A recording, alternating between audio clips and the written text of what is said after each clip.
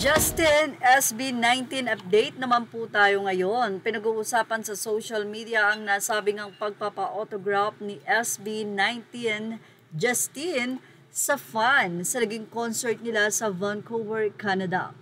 Mula kay Sekea Mahalima, breaking news, SB19 Justin nagpa-autograph sa fans. Gamit niya yung tsinelas. Parang baligtad yata. Ang cute ng ating boss 5. Kinilig yata si ate girl. Well, credits to the owner of the video.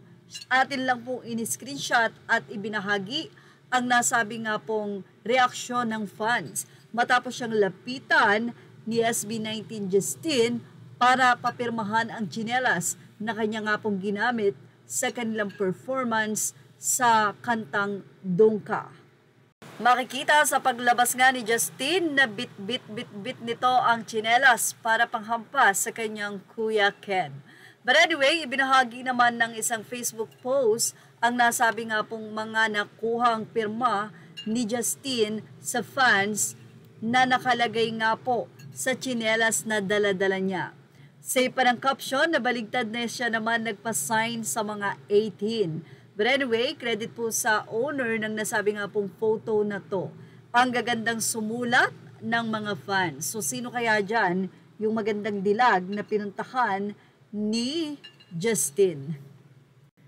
Samantala, mula sa ating source, ibinahagi niya ang naganap na exhibit ngayong araw, July 27, sa Gateway Gallery Small Room.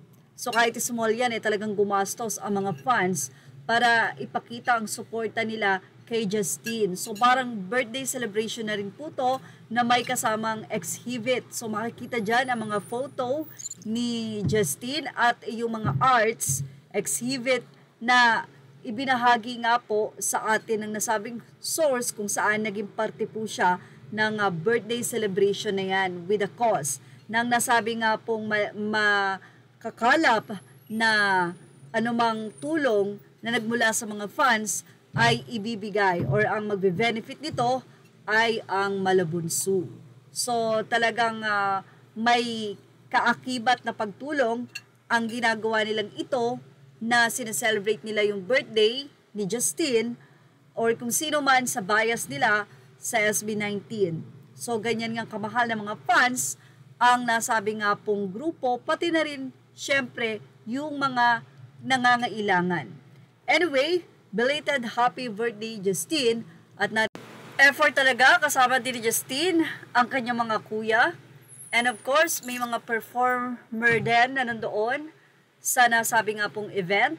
At syempre, may nagbigay din ng tula, kanta at mga mensahe. Well, yan po ang ating showbiz snap update. Thank you for watching. Images are all credit to the rightful owners. Please like, share, and subscribe.